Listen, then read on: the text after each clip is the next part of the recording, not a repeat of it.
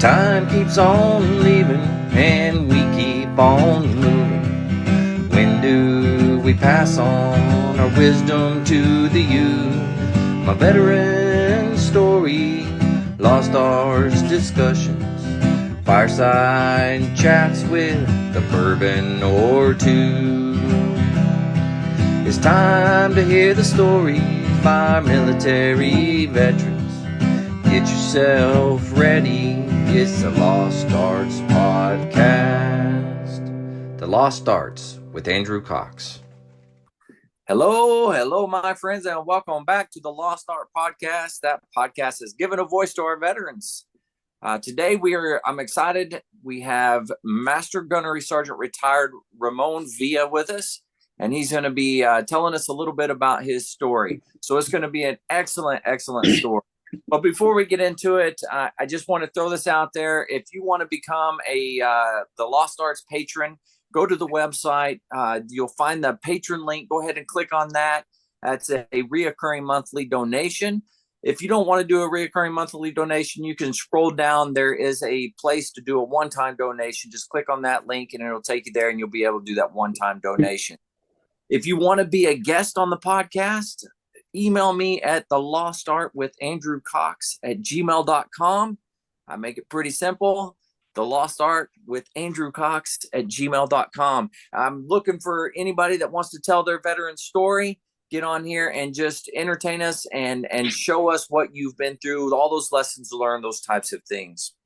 All right, without further ado, now we're getting into the podcast.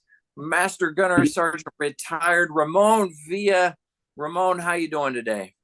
How you doing, Andrew? Good to be back and talking to you again and reconnecting. And I hope this is just kind of a lifelong connection between you and I, because I guess you'll find out through the podcast. You and I got a little bit of history together.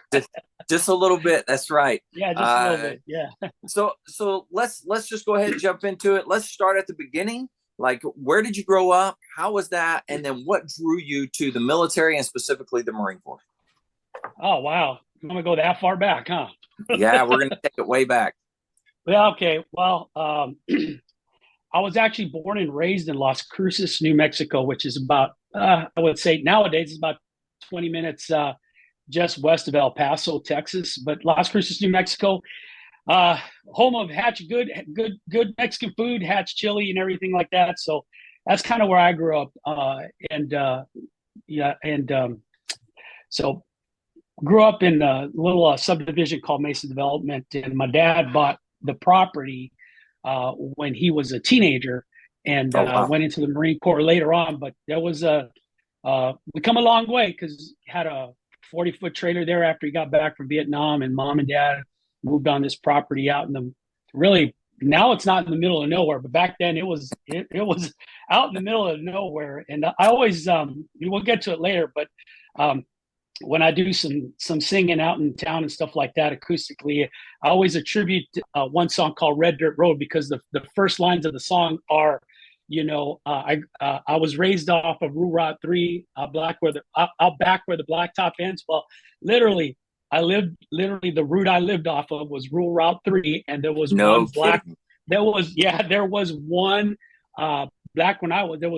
black top, and you had to get off the blacktop to get on the dirt road. And a couple of properties down was my dad's quarter-acre lot with our trailer on it, and that's where lived. It had some horses and some chickens and some cows and pigs over time, but basically was kind of out of the sticks. And as I got older, my dad started building a house with his own two hands, and I still remember my pops laying brick, and the house being built. And at first, we had the trailer there, and at first, my pops built the first part of the house, which was the living room and and the master bedroom. And he took his Chevy 350, his Chevy C10 with the 350 in it, and drove up that trailer, butted it up right against the house, sealed it off, and we had this house with the trailer on it. And eventually that was moved off, and they finished the house. But I grew up in Las Cruces, New Mexico. I had a pretty good pretty good life there. A lot of had my grandparents, and I actually had three sets of great grandparents that I got to that I got Wow. to know there as well. That is And went to yeah, it was awesome. And went to school there. Tried a couple of sports, and it just wasn't really the athletic type, But I right. did play base. I did play some little league every year. Every Mm, year, I played some little league there, and yeah.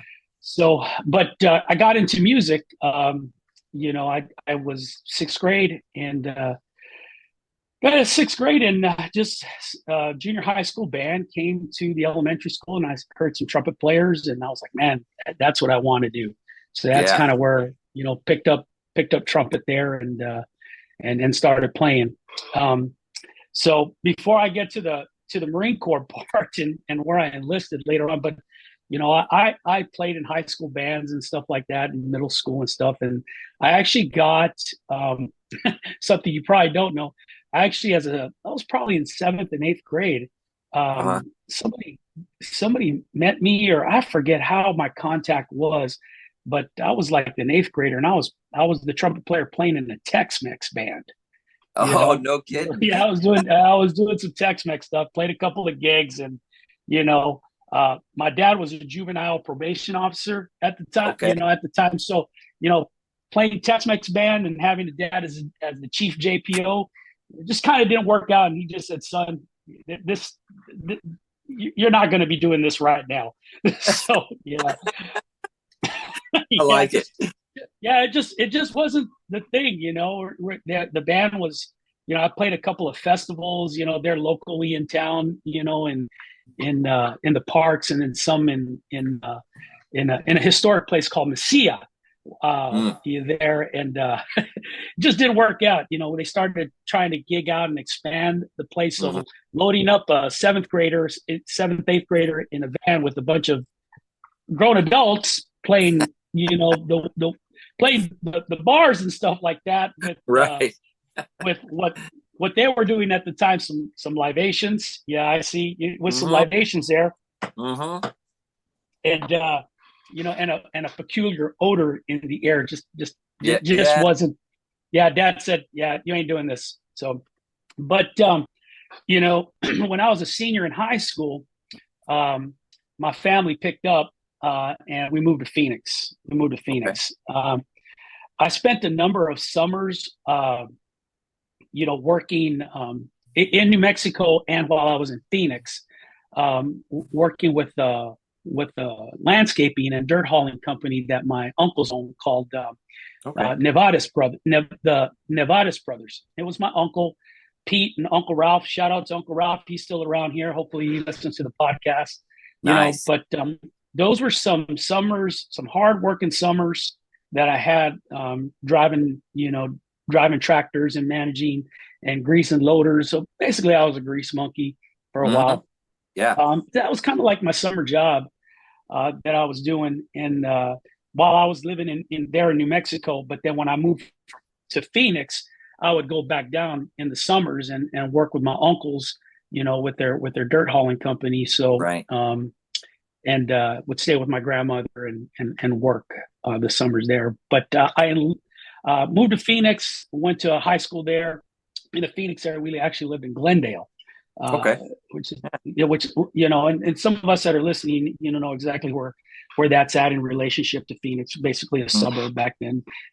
It's kind of all grown and collaborated with one with each other. But when I moved there, it was nothing but a couple of new neighborhoods and a bunch of alfalfa fields. mm-hmm.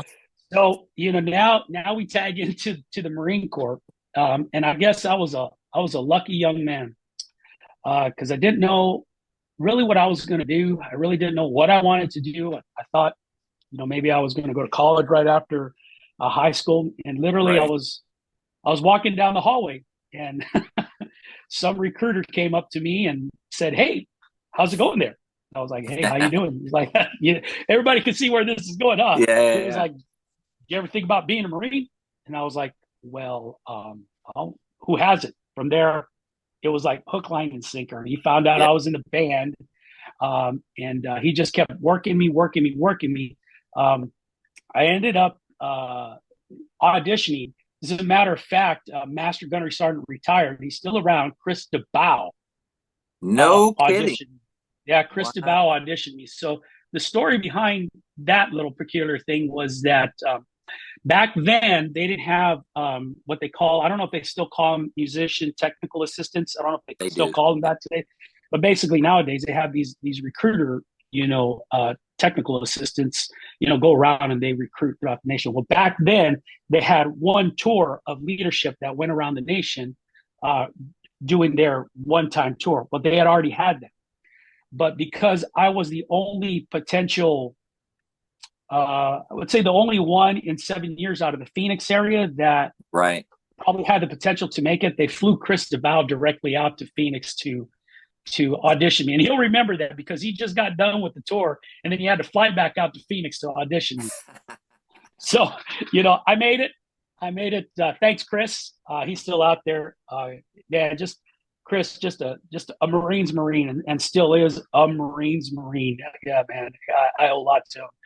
But he gave me, just him, my recruiter and him really gave me the opportunity for a lifelong of an enjoyment.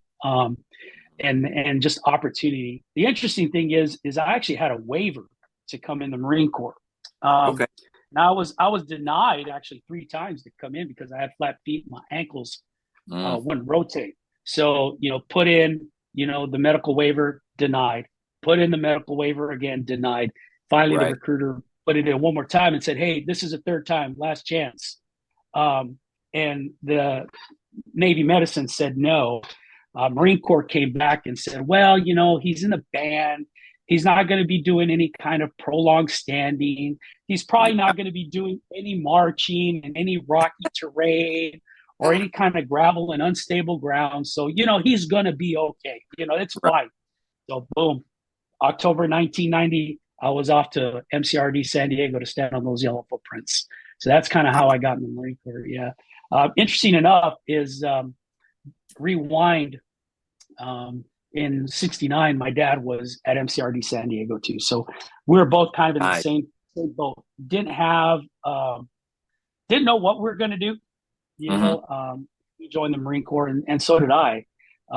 Just didn't. And, the interesting thing is the Marine Corps really gave me, and I think it's with any service. You get young men and young women that just kind of still trying to figure themselves out, and it's just amazing. It's amazing how that drill instructor that takes you through recruit training in 13 weeks, how much a young person grows up, while they're there in 13 weeks. And it's just, it's just amazing. But, that's kind of how I got in the Marine Corps. I was in the Marine Corps band, there, and just fell in love with it. It was really a great opportunity. My dad and my family, they were all proud, Yeah, absolutely.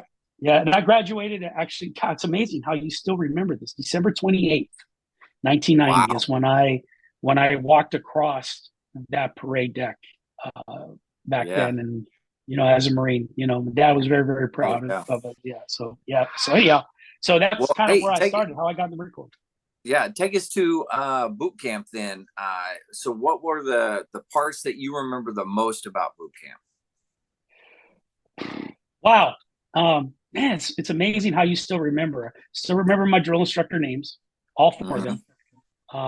And I remember, boot camp just being, I don't remember a whole lot of the marching and MC. What I do remember is a lot of time we spent up at Weapons Field Training Battalion up in Camp Pendleton. So, if anybody is out there in podcast world, MCRD San Diego back then, you're like in the middle of the city. That's where you spent, the first part of your time. Then they all pack you up and they move you to Camp Pendleton, where you actually do your Marine warrior things up there. And I remember that.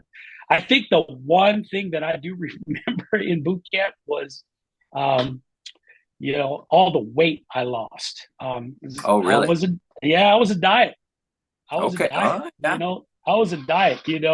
I probably would not have been a diet, but I don't know what. This was the silliest thing. I just remember out of nowhere, drill instructor Sergeant Garcia yelling, give me all my Porky Pigs up here.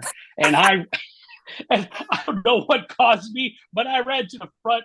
He got my sweatshirt, painted it red, and boom, I'm a diet. So I don't know why I answered to that. Porky It was Pig. just the Nice. it was just the funniest thing, and I do remember. So that was like probably the funniest thing I remember a recruit training. But the one thing that was kind of heartwarming is my senior drill instructor, and we all still say that senior drill instructor, Right.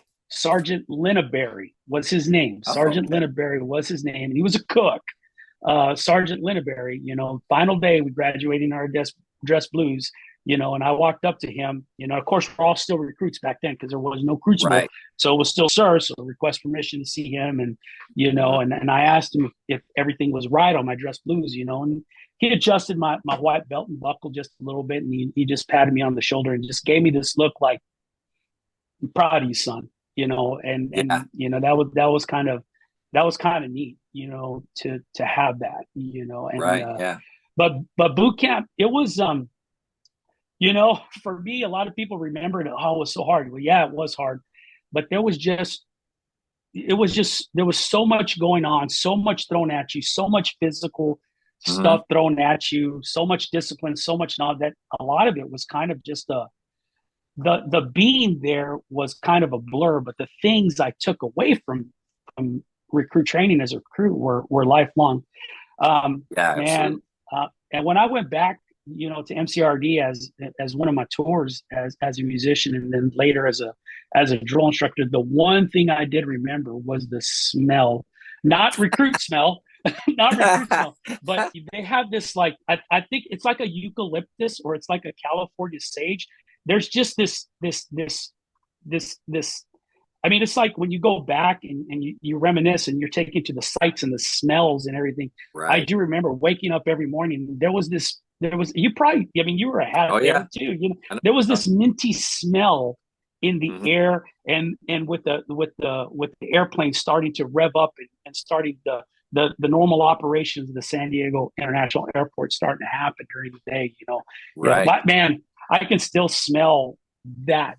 I mean, I live in Virginia Beach now, and I could still, in the back of my mind, just kind of just smell that eucalyptus smell, and yeah. So yeah. But boot camp was really kind of cool for me, as Very far nice. as just growing up and how did my dad say, just becoming a man for me. Right. Yeah. And Yeah. that Yeah. was kind of my experience. I grew up a lot, and so That's so awesome. and my dad thought it was great that when because I actually signed up when I was 17 years old, Mm-hmm. and the recruiter came over with the waiver, and my dad talked to me, and he did not want me to enlist unless I was in the band. He had the Vietnam experience, Right. so it was Yeah. like, the band was like, oh, son, the band, they're just at a different level. I come to learn that Marine's a Marine is a Marine is a Marine. Right.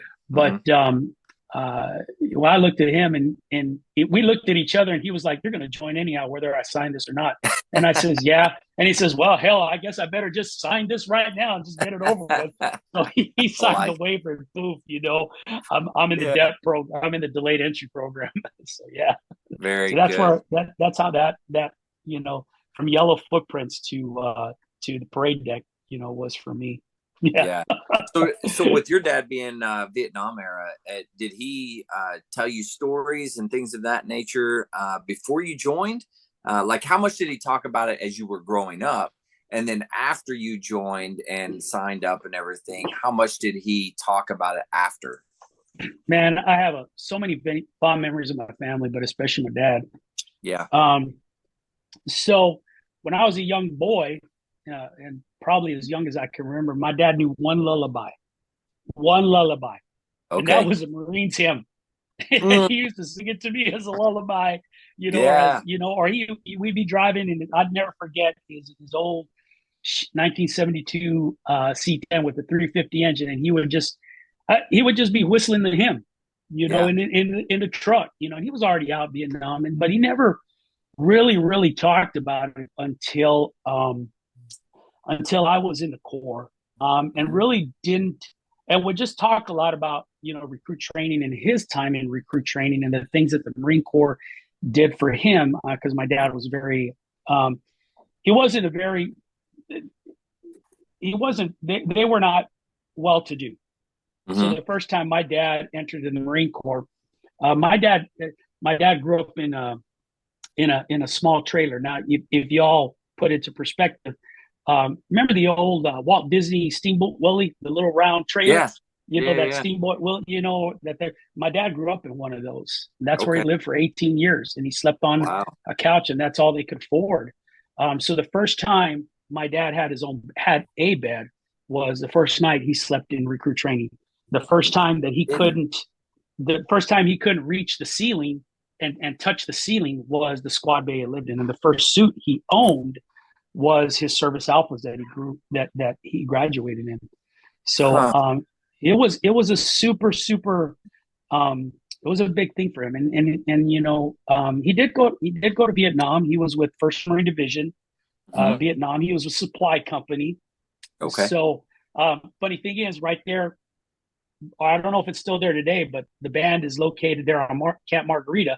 But right down the road is Supply Battalion. That's a battalion or not Supply Battalion, but Supply Company, and that's where that was his thing. But he was when I got much more seasoned in the Corps and with some rank and stuff like that, got to talking a little bit more sea stories because I had more sea stories to tell as well. Right. He would talk about times in his time, talked about Freedom Hill and Dog Patch, which I'm certainly some of your veterans that you're going to have on will be able to probably talk a little bit more about that. But he used to talk about just those kind of things being, there and his time in Da Nang as well. So, that's kind of, some of the sea stories that he would tell, and it kind of came out more when I had my sea stories from my deployments, support of Operation Enduring and Iraqi Freedom. We're able to kind of connect and share a little bit more, and I was a little bit more open to talk about those things, and he was a little bit more willing to talk about his experience. It was needless to say, talking about these things with other vets, kind of like what we're doing here, it was healthy for both of us on both ends. Oh yeah, and that's one of the cool things about this. Not only that, like you're a perfect example of your dad. He didn't really talk about a whole lot, right? He made probably told funny stories, things like that, but he didn't really get into any details about stuff until you became a Marine and you went through some of the things that he went through, and then all of a sudden there's those stories. And with the podcast, what I'm trying to do really is hopefully open up some communication between the veteran and their families, and because there's going to be stories that I bet you're going to tell today that your family had no idea or hasn't heard or whatever, or things that are going to come up, and that's kind of one of the reasons. And I want to be able to capture it on video or capture it for future, that way you and your family have it as well. Yeah, it's really good. Honestly, I shared this with one of the last podcasts that we shared with being married in the military. We're there, but just how special this thing you got going on, with what you're doing here, and how it allows veterans to just talk about things, and to connect with other veterans and talk about things too. Nobody has to get into some nitty gritty details or anything like that, but just kind of little by little opening that ribbon and that box a little bit. So I personally think it's really comforting, but also exciting that you've established this forum to offer that opportunity to other veterans that are out there too. Well, so far so good. I've been having a good time. So you're doing amazing. Oh, thanks. All right. So you finished boot camp and then you go to MCT, I'm assuming, right? Couple weeks there. Yep. Yeah. I went to MCT, Camp Pendleton, Santa Onofre there. And that was about a 4-week thing. And that was pretty, by that time, coming out of boot camp, I consider myself, pretty much in shape, and able to handle, the 15, 20 milers, 7 milers and the field exercises and stuff like that. Right. That was kind of, um, it was good for me. It was motivating. It was motivating, getting Hmm. down and, getting re-engaged, because back when in recruit training back then, we actually got to shoot a lot of the weapons. And then going back Right. into MCT, there was like a re-engagement of that, and to get a little bit more into some fire team tactics and some other Right. things of that sort. I made some great connections, with some people there. They don't even exist. I don't think they even exist anymore. But back in those days, our squad bays were those old school Quonset huts. Oh On yeah, that's yeah, what there was a movie that was filmed there. Heartbreak Ridge was filmed in yeah. those Well, Quonset actually, huts. interesting. Well, I think Heartbreak Ridge was actually in one of the most northern camps of Camp Pendleton. It wasn't necessarily on Camp San Onofre, but in the most northern camp, Yeah, above where Fifth Marines is located. There's a really. camp up there. I forget what the name is called, but those but we did stay in the Kwanzaa. It's just amazing how many new Marines you can, and their sea bags and their clothing bags that you can stuff in that place. But heck, Yeah. yeah, graduation day from MCRD, we all got up into Alphas, and they loaded us up into buses and back to San Diego International, and then I was off to, at the time, Naval Amphibious Base, Little Creek. Now it's, Oh yeah. what is it? Yeah. Naval Amphibious Base, or Uh, it's Joint there you Expeditionary. go. Yeah, George the Bishop made acronym is Little Creek JEB. Oratory. Yeah, Yeah. exactly. And there was my, then I started the MOS training, School of Music, as a trumpet player there. So Now was that that's where that. But that 6 month course as well it back was then? still a 6 month basic course, and it was really the first time as a Marine music as a musician, period, that I had any kind of, like, other than school band. It was the first time I had any kind of formalized musical training.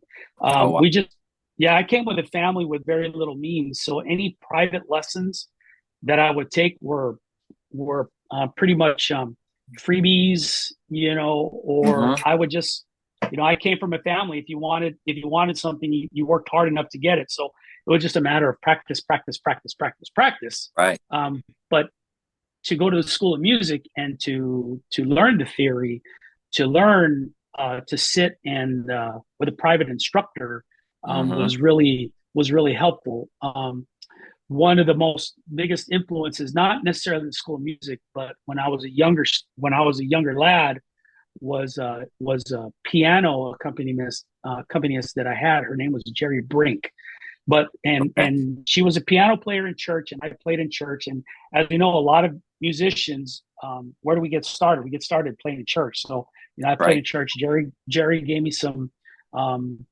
Jerry, kind of my musical mom. She gave me a lot of music theory, and then um, I took some of that to school, but I really, really uh, got a lot of formalized training out of the School of Music theory.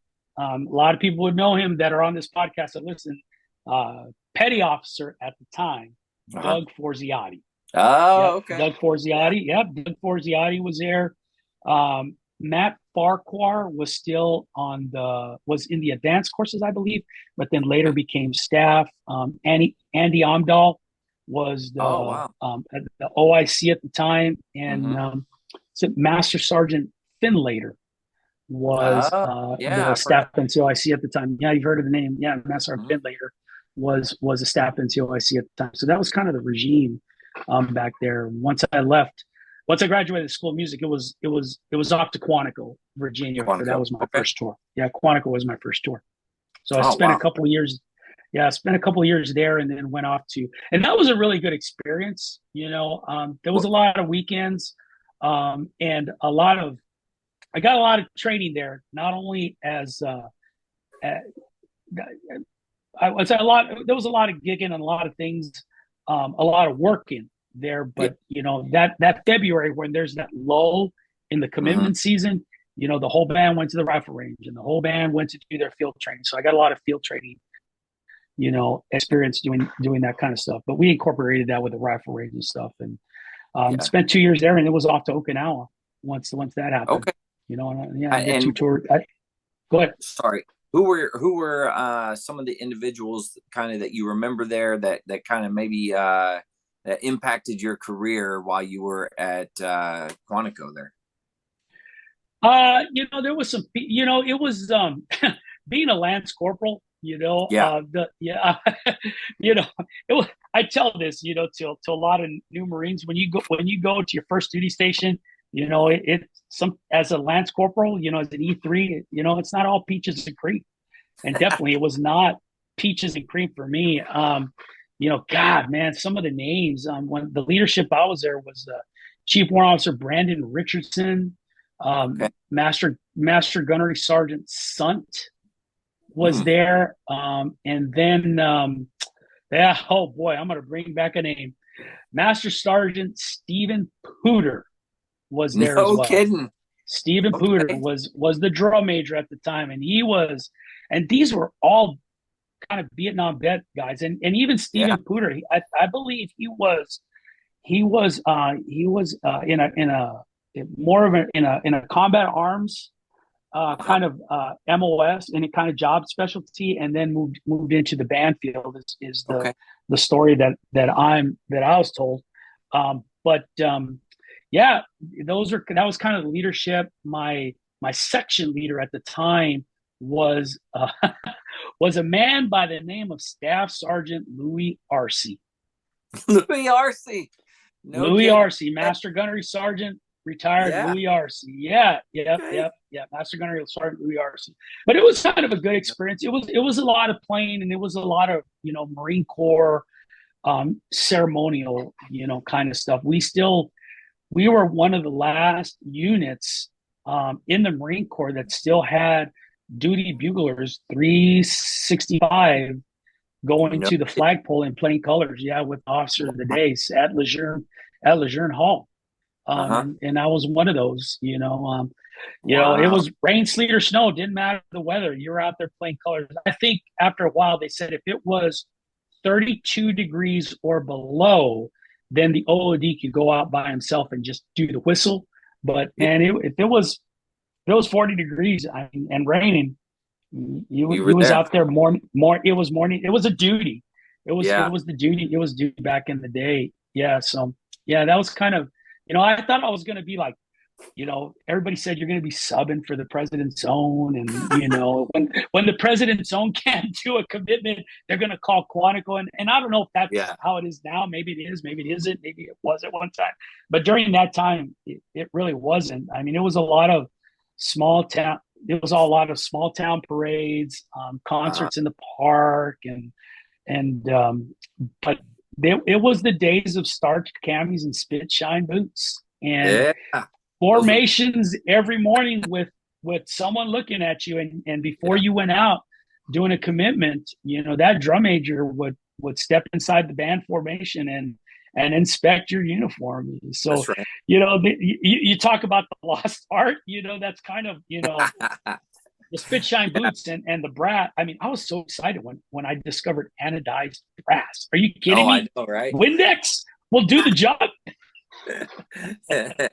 Or when core Yeah. frames come about, right? You didn't Oh, have to well, when I spit shine. graduated boot camp, that's the first thing I did is I walked my butt from that parade deck. I gathered my family and we went straight to the PX and I bought a set of core frame boots. That's the first thing the first thing I did was I took off my military glasses and I put on my civilian glasses, and then Yeah, I yeah, walked yeah. down to then I walked down to the PX and bought some core frames. Very Yep. nice. I like it. Yeah. Yeah. But it was a good tour. It was a good musical experience. It was a good it was I honestly really I always had my desire to go to the Fleet Marine Force. But Yeah, I'm kind of glad that I didn't, because it did give me some garrison experience, right. and it was kind of it was an eye opener for me as well. Hmm. Just that experience, having a garrison experience, vice when I went to First Marine Division much later on, Yeah. it was a little bit different. Yeah. Very cool. All right. So you went from Quantico to Okie, 3-man band there. So Yeah. how was that transition for you? I mean, that's definitely a different environment from where you grew up. Very dry desert to now you're in the jungle, very humid, those types of things. How did that all work out Yeah. for you? So here we are, Camp Pendle. So here we are, Okinawa to, or as you were, Quantico to Okinawa. The interesting thing is, um, as you know, and Mm-hmm. those of us listening know from previous podcasts, my wife is a Marine as well. The interesting thing Yeah. is that she had gotten orders to Okinawa. Then I put in a package to go meet her. So Okay. then I was at Okinawa, and it was kind of a dream to me because when I left the School of Music, my number one choice was Okinawa. My number two choice was Quantico. I got my number Okay. two choice, but it was really a great experience. It was like a breath of fresh air for me because I'm in the fleet, or I should say this, I'm in the Fleet Marine Force unit, Right. if I may.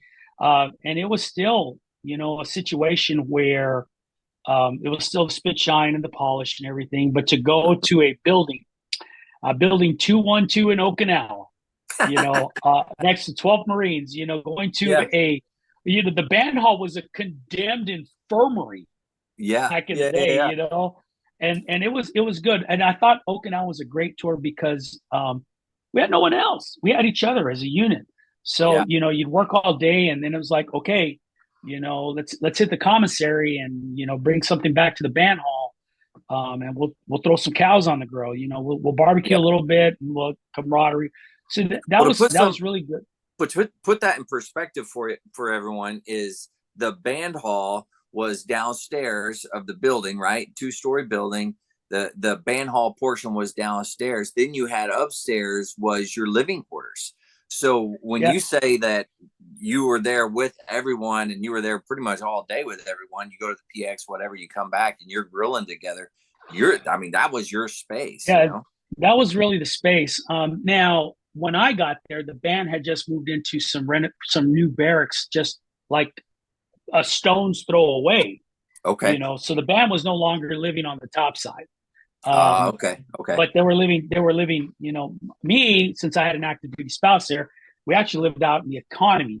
But Mm, we still spent a lot of time with our unit there at the band hall, and I think yeah.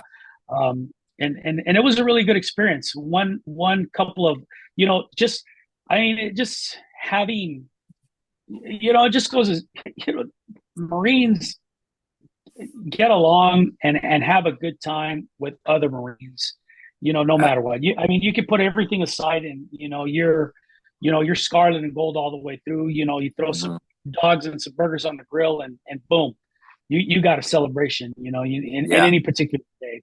And that was kind of cool for us. And then we did a lot of, getting on C-130s and flying out to the mainland. But the one Hmm. coolest thing that we did is it was during the time of it was the 50th commemorations of the island hopping campaigns. So they Oh, loaded us. Yeah. So we got to go to a number of places.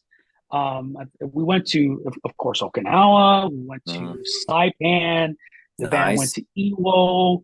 Hmm. And just I think we even went to Hit Guadalcanal, we, maybe. we did Guadalcanal. We went Yeah. to Kwajalein. We went to Tarawa. Okay. So I mean, it was kind of neat, and to see these World War II veterans come back for the first time and to tell their stories about, Wow. this is the spot where I lost X, Y, and I lost my buddy. This is the spot where we had to run up, and this is the spot where this is the pillbox that we took out. So to just Wow. kind of listen to experience that and to hear these. I mean, the stories that Marines are telling now about OEF and IEF. Just think Right. about when I was in. People were telling stories about Vietnam, Korea, and still Hmm. World War II. World Yeah. War II. So just to kind of hear those stories was really kind of. I mean, it just you puff up your chest because now as a Marine, you're part of that. You're part of that wonderful legacy. You Hmm. got your own story too to tell. So yeah. Yeah. So we did that. We did it, and then we went to we did it. We did a tour in Australia too. We spent a few weeks in Perth doing the Perth Okay. Royal Show, and that was kind of neat. It was a good Yeah. trip. And then after that, 2 years, I had a 1 year tour. We had a 1 year tour, and we loved it so much that we asked to stay another year. Um, Nice. would have liked to stay another year, but they sent us to they packed us up and they moved us to California. But Okinawa was a really really great experience. My son is a Marine Hmm. as well. He's a comm chief right now, Okay. and when he started going, when he started deciding where he should go, he's like, Dad, I want to go to Camp Lejeune because I want to be close to home. I literally told him over the phone. I says, I don't want you close to us. Hmm. Go away. Go away, figure it out, grow up, have a good time. No wife at the time, no kids, no bills. Yeah. So he said, where should I go? And I said, Okinawa. He went to Okinawa and he had he was with he was on the Wasp, and then he went to Okay. be with the 31st Mu, and he just had an amazing time, and probably Absolutely. saw more of Okinawa than I ever did. Yeah. But yeah, and then Lisa and I were off to we're off to the San Diego area after Okinawa. Okay. So And what that what unit go did you ahead. end up with? Was it MCRD? I ended up back at MCRD. She ended up at Camp Pendleton, and Okay. it was a good tour, but it's kind of I had my heart set on always trying to get back to First Marine Division to Blue Diamond, Yeah. but they Yeah. sent me to MCRD. That was where I wanted to be, and the one thing that I always kind of wanted to I always wanted to do ever since I left recruit training was be a drill instructor. So going back Yeah. to MCRD San Diego was kind of cool for me. I got to at least got to hear it and Yeah. see and see it from the other side of the trench. You know what I'm Hmm. saying? So yeah. It's So definitely different. yeah, it is. It definitely yeah. You and I chewed that dirt for our three Absolutely. years. So yeah, absolutely, absolutely. So yeah, I did my see I 1995 I got to MCRD San Diego as a Okay. musician, and then I went to drill instructor school October of 1998. To the day, Wow. Okay. 8 years later, to the day, 8 years later, I checked into MCRD San Diego drill instructor school. Like I said, 8 years to the day, I stepped on those yellow footprints. So 8 years before, Wow. I'm stepping on yellow footprints as a recruit. Yeah. 8 years later, I'm stepping on yellow footprints as a drill instructor student. Wow. Okay, so as a drill instructor student, for those that don't know, it's almost like starting over again, right? You go through that whole process again, and it's a little bit of a culture shock as well because you haven't done that in a hot minute. And all of a sudden, you're back at it again. People yelling at you, all that type of stuff. But what was that like mentally for you? How was that like as you walked back into that environment? So when I was in the Marine Corps, everybody would ask me what was, anytime somebody comes across you, so what was drill instructor school like? And you're like, Yeah. oh, that's the question. What was drill instructor school like? So, and maybe our experiences were different because you had different leadership than I did during the time. But Right. what I can say is if when people would ask me that question when I was still active duty, is Hmm. I would say that was probably the most professional environment that I've ever been Yeah. in my time thus far in the Marine Corps. Yeah. The most professional environment. I mean, I really I think I thrived in DI school mainly because it's where I always wanted to go. There were times where, man, I remember the first. I mean, you would remember the first time DI school. They're yelling at you and they're throwing all Right. these things at you. PFT, height, weight, uniforms, and I mean, they're just jamming stuff and they're building this intensity and this Hmm. stress level. I mean, the first weekend I went home, man, I was like, man, babe, I don't. I told my wife, I don't I don't think I can do this. I mean, I was like, dry heaving. I mean, I don't think I could even use the bathroom, man. I was just Yeah. so stressed, It's like gotta memorize this drill manual, And I Yeah. was like, I was like, just it just your support network and your family. I was like, babe, I just I'm gonna throw. I mean, I get a job with the sheriff's department. She looked at me and she says, ever since I married you, this is all I've known that you wanted to be, and Hmm. you are not going to quit. And then Yeah. I was like, I went, all right, ma'am. And I went back and um So finished at this point, those what weeks. rank were you right then?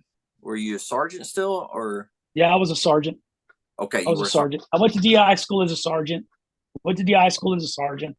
Um I was I wasn't I went to DI school as a sergeant, but I was selected for staff sergeant at the time. Oh, okay, very nice. Yeah. Okay. I had petitioned, I had put in an application to go to DI school Oh, as a wow. corporal, but it's just, I'm a man of faith. Hmm. So it's, I feel that, my ways are not my ways, but, you know, they're, and I never know God's plan. But when I went to DI school, when I petitioned to go to DI school, I was denied. When I was accepted into DI school as a sergeant, I got injured at a band PT session, Yeah. and I had torn a meniscus, and fortunately, I never had surgery or anything like that. It's never really kind of until now in my older age, you know. But Goes back then. when I graduated DI school and went into the trenches in the recruit training regiment, it was the heart and soul, or I shouldn't say the heart and soul, but it was the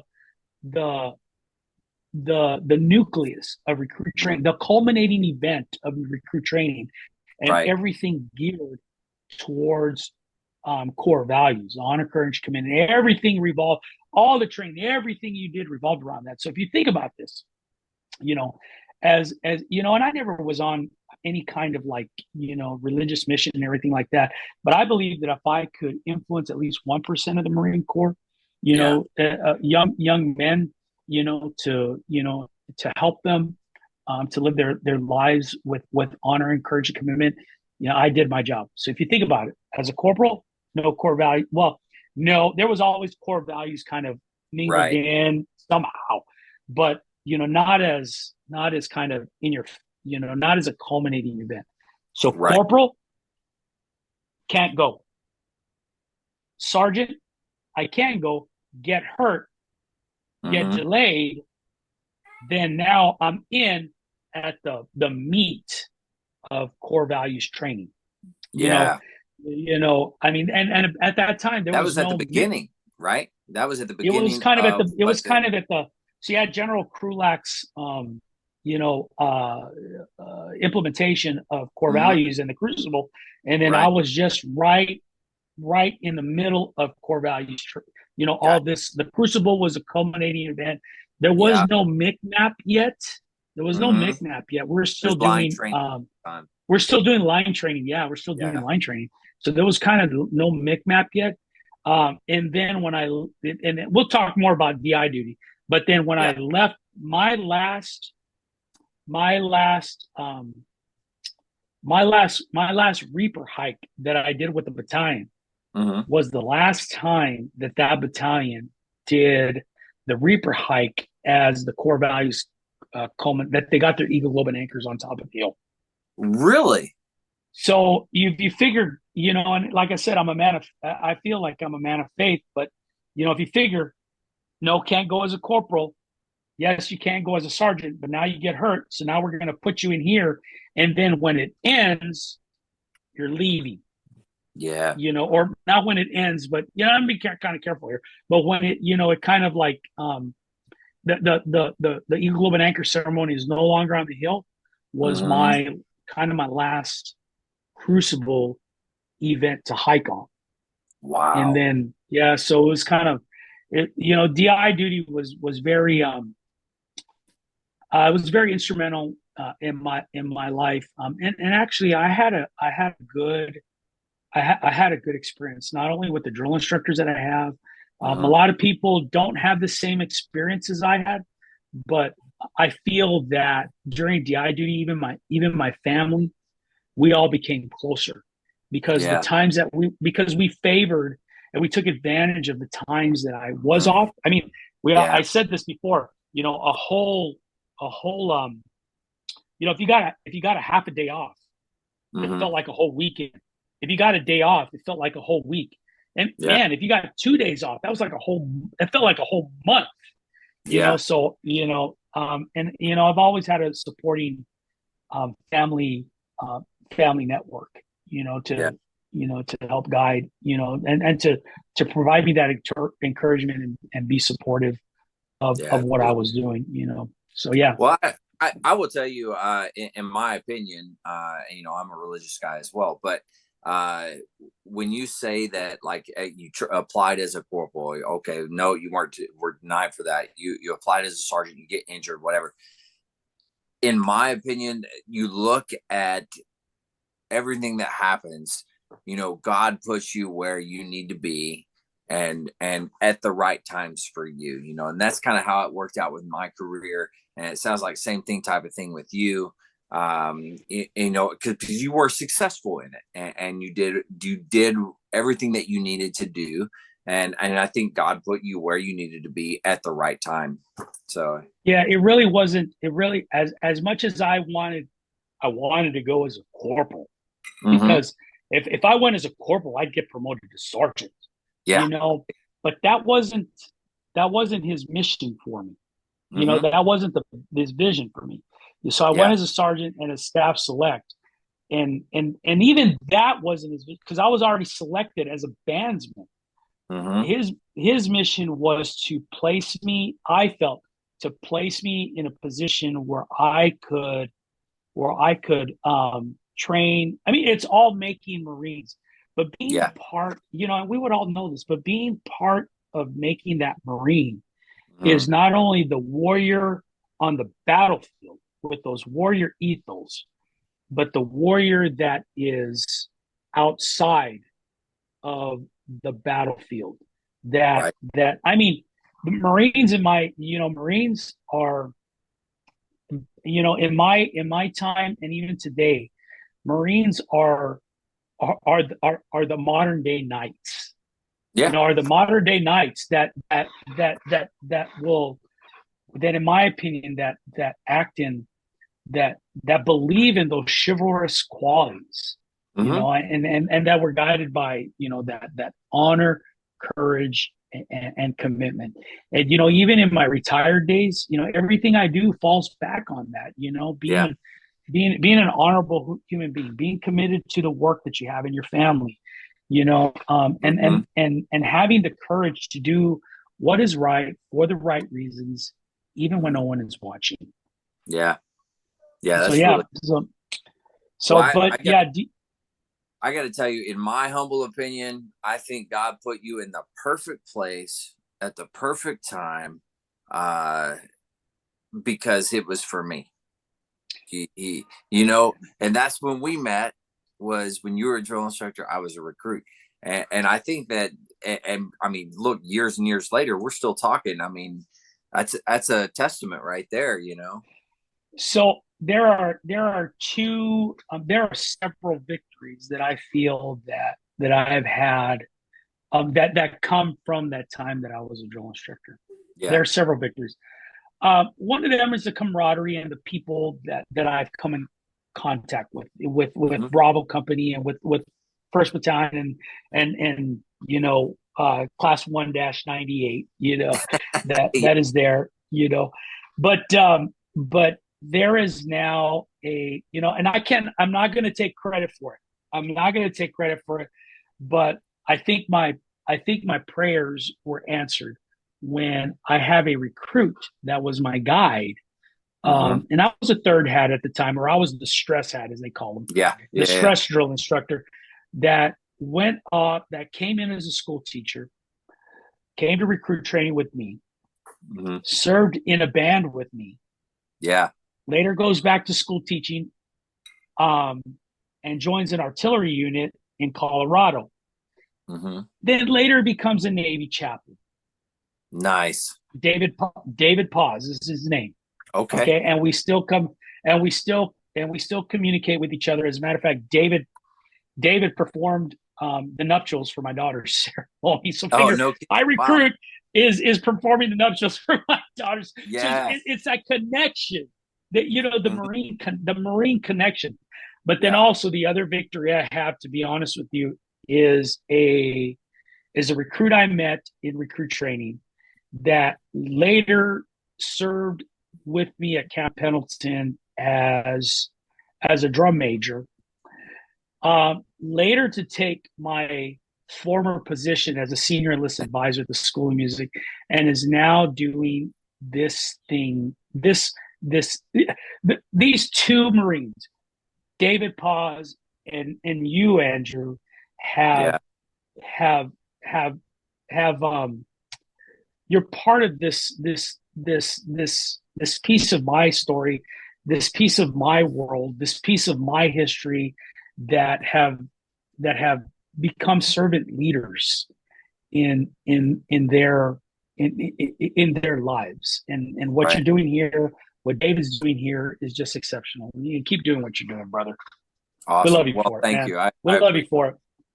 Yeah, I'll forever be grateful to you, and to everybody in Bravo Company that had something to do with me, my drill instructors, and obviously you, because you got to come over and give me a hard time about being in the band and stuff. And I appreciate that. I did not at the time. I'll be honest, I didn't. But now I appreciate it, and it has been awesome to serve with you, stuff like that. And I just think back. I think that time in the Marine Corps was an incredible time. Especially you talk about the honor, courage, and commitment. You talk about the culminating events and stuff that happened during that time. And I think it was very magical, in a sense, and it worked wonders. It did something fantastic in my life, and I appreciate it. So it's interesting that you bring that up. I have no 7 steps to success. I have no, these are my, these are my things to make you a better person. I have, I don't think, maybe maybe I'm not smart enough for that. I always go back, I always go back to what, of course, how I was brought up, Mm-hmm. but also what the Marine Corps instilled in me, Yeah. throughout. I mean, I've been a Marine longer than I was not a Marine. Right. So I reflect. I always go back to that.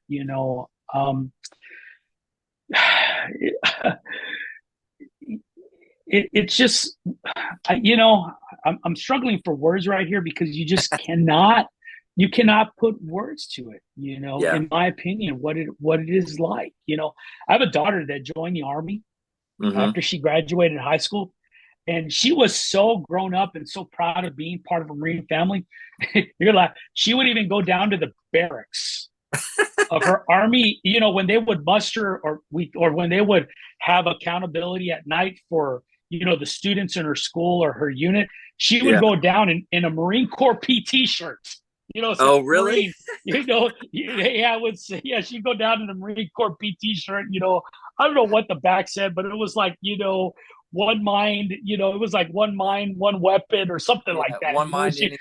She'd Yeah. form up with her Army unit, yeah, with the Marine Corps shirt, But it's always go back, and even going back to my pops, there was a time in his life where he had, no place to he had no place to go. He had Mm-hmm. nowhere to he needed a lot of it was a time in his life, in his older age, that he had nowhere to turn. So he shows up in my front doorstep in San Diego while I was a drill instructor. Oh, wow. So yeah. So he shows up and we have a conversation. Of course, he and I have a couple of whiskeys together. And I'm a drill instructor at the time. Yeah. So, time's limited. I'm tired. I'm trying to listen to my dad. I got to get up to work next morning. Mm-hmm. So, dad understands. I go to bed, I get up and I go to, I go train recruits. Dad ends up going and spends all day on MCRD, San Diego. Wow. Wait a minute, walking around, Mm-hmm. walking around. So I go home that evening and I say, hey, Dad, what'd you do today? Well, I went to the base. He's like, why didn't you, try to get a hold of me, Dad? Or, well, there's no cell phones at the time, so there's no get a hold of Yeah. you. But he was just I just walked around base all day. I was like, well, what did you do? He says, and he just said, I had nowhere to go. I felt I just needed to go home. Wow. That's Wow. exactly what he said. I just felt like I needed to go home.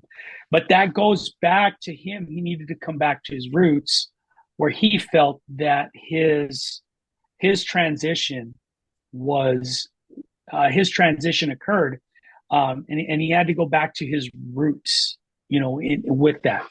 So we all have these roots. You and I share the same roots. We're all part of the same family tree. Dan Yeah. Bailey, Smedley Butler, That's right. Chuck Krulak, Dave Amos, Mm-hmm. Sergeant Major, all the sergeants majors that are out there, Mm-hmm. first sergeants, we all share the same, we all share the newest, recruit receiving their Eagle Ribbon Anchor, this Friday or Yeah. this Thursday. Nowadays, we all share the same roots, So Yeah. when I think about it, I always go back to my roots. Yeah, and that's an amazing thing, and it's a great connection that you have with your dad. And I had with my dad. My dad was a Korean veteran, Marine, and now I will say my dad was not the best of Marines. Probably got demoted just as much as he got promoted.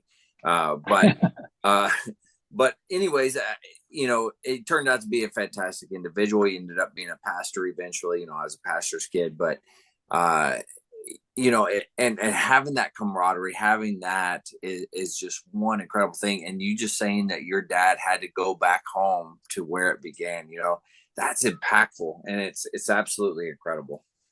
He had nowhere to go, so he had to go back home. He had to go Yeah. back home to his roots. Yeah. Holy Of course, cow. during that time, he had a conversation about me with the battalion commander and sergeant major, and I'm like, Dad, are you kidding me? You're talking to Colonel Conway? What are you doing? He was like, well, yeah, I ran into him. I was walking across some PX where they were getting haircuts, and he was asking me what I was doing. So we sat there, we talked for a while, and I was like, but I mean, think about it. Yeah. He's walking around. Colonel Conway takes the time to spend a half hour talking to this old grungy Marine, Yeah. and just taking that time to Mhm. talk to one another. Yeah. So that was kind of cool. We all at one point in time, ate the same dirt. Yeah, absolutely. Man, I got to tell you, this is probably the best place to end the podcast because, oh my God, the Wow, culmination. it's been wow already. Wow, how cool Yeah, is that? I know. It's gone by very, very quickly. But holy cow, man, that whole aspect of everything that you're saying, in my opinion, uh, and I'm sure it is the same in the other services to a certain extent, but for Marines, that's just so impactful. And thank you for sharing that for everybody. Especially to me, it is something that I had no clue, I had no idea about it, and it's just I'm flabbergasted. I'll be honest with you. And Is not is bad for a drill instructor that stressed you out in the gear locker, huh? I know. Yeah, Yeah, that drill instructor, man, what an a-hole. Holy cow. He destroyed my whiskey locker, told me why he joined the world's greatest fighting force to be in the band. Are you kidding me? Yeah. And of course that was you. So and I it owe a wasn't lot. that bad, Andrew. I don't know. I think back and it was horrible as I think about it. I mean, if there was a thing that you could do wrong, I'm pretty sure you did it at that point in time. That's how I feel about it right now. No, I'm just kidding. Seriously, I'm just kidding. Uh, no, but hey, thank you for what you've done. And I think we'll end right here. And then we'll do the next podcast and have a part two and just enjoy whatever else you have to say. Do you have anything you want to say before we close this one out? No, sir. Let's continue the conversation. Everybody that's out there that's watching this, listening to this in, we all chew the same. We've all chewed the same dirt. We all have that servant leader quality inside of us to serve, no matter what service you're in. Get out and tell your story. Get out and talk about it. Reach out to Andrew and join his podcast and tell your story out there. Yeah, absolutely. Awesome. Hey, Ramon, thank you very much for being on. I look forward to part two. I know everybody out there is looking forward to it as well. And as always, I want to throw this out there. If you're a veteran, you're having problems, you're struggling with life, whatever the case may be, you want to hurt yourself or anything like that. The VA has an incredible system now, a great website to go to. But you can always dial 988 and press option 1. They're going to put you in contact with someone. Again, that's 988, press option 1. They're going to put you in contact with somebody, help you out through whatever it is that you may need. You can also text. There's a number 838-255. Again, that's 838-255. Don't hesitate to reach out. And if you're one of those younger guys that likes to chat and be able to do all the stuff online, go to veteranscrisisline.net. Again, that's veteranscrisisline.net. There's a chat icon. All you got to do is click on it, type in whatever it is that's going on. Somebody there is going to respond. Somebody's going to help you out in your time of need. One veteran's life lost is one too many.